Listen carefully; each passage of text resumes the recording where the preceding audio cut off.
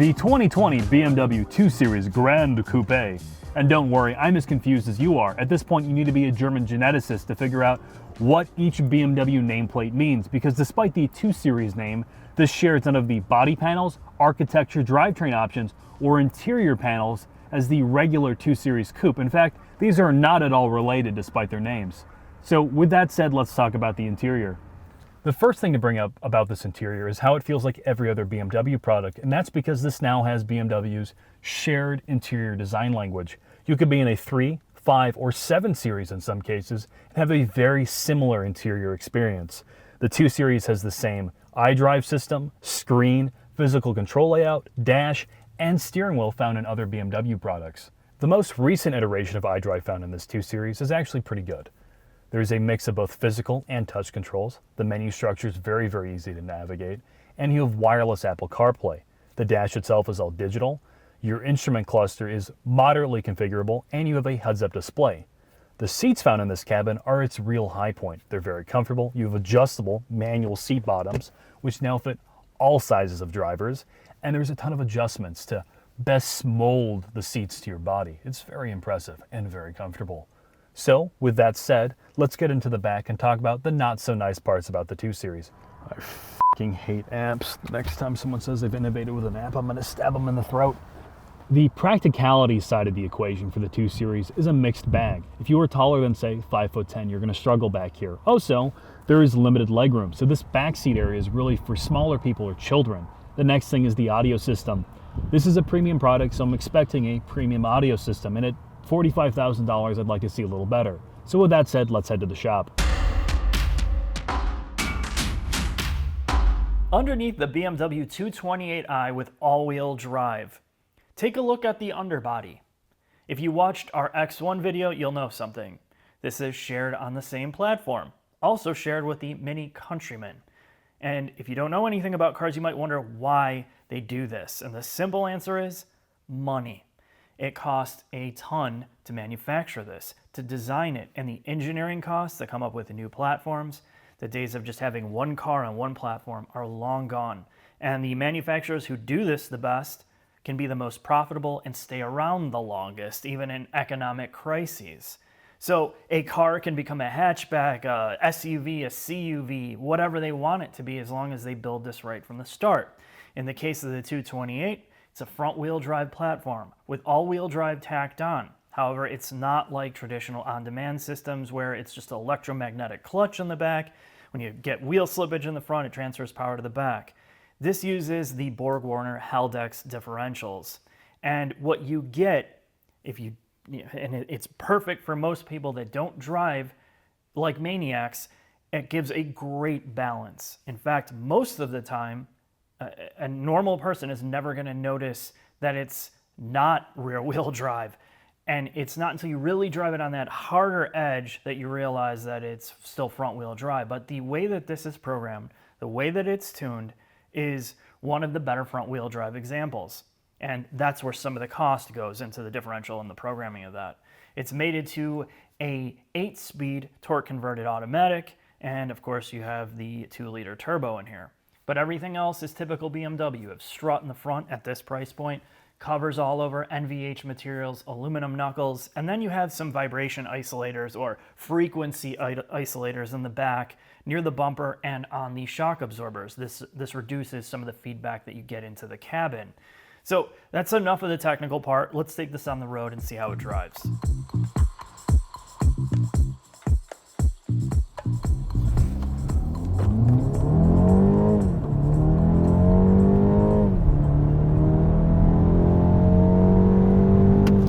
That 4-cylinder is incredible.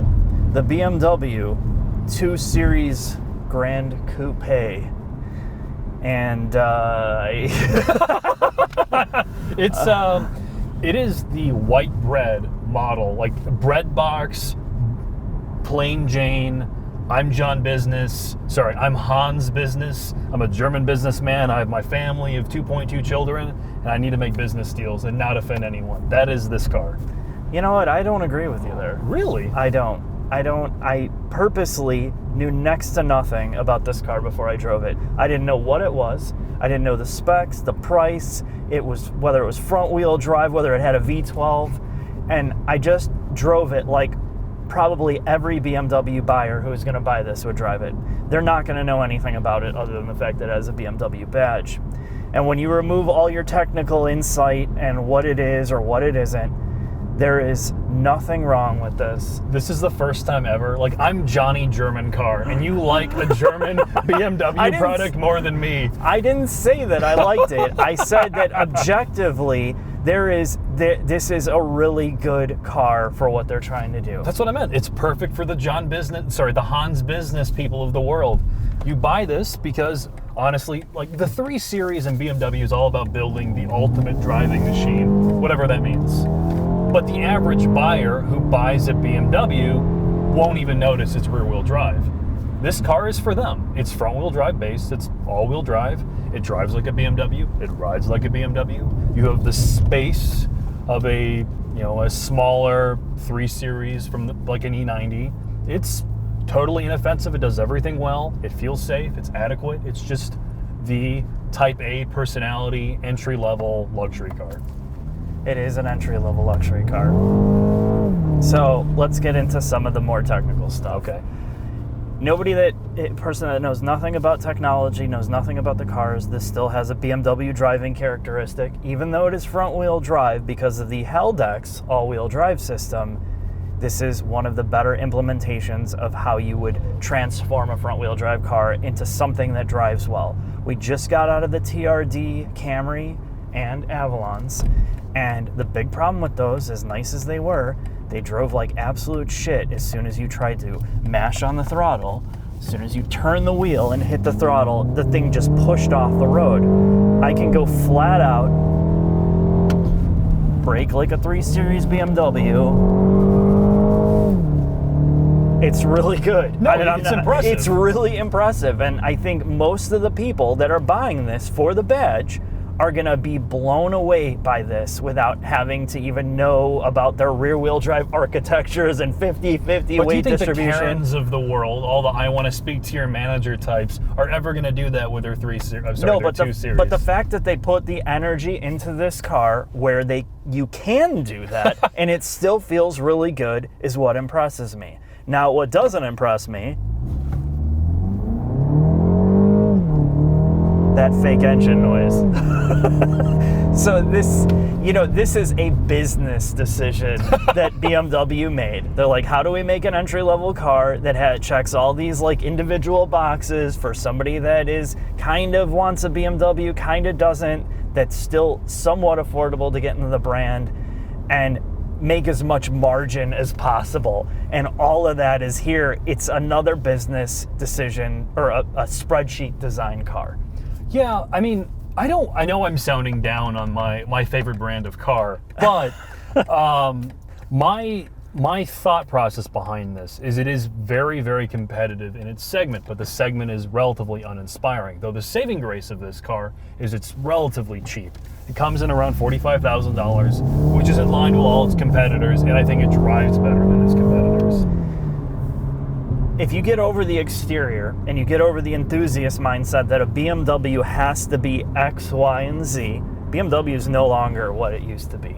This is that next generation vehicle that does this. It's got a good infotainment. It's got a digital gauge cluster. It's got all the shiny bits and pieces that you would expect from it, and that's all people care about. It is quick. It's very quick for a turbocharged 4-popper.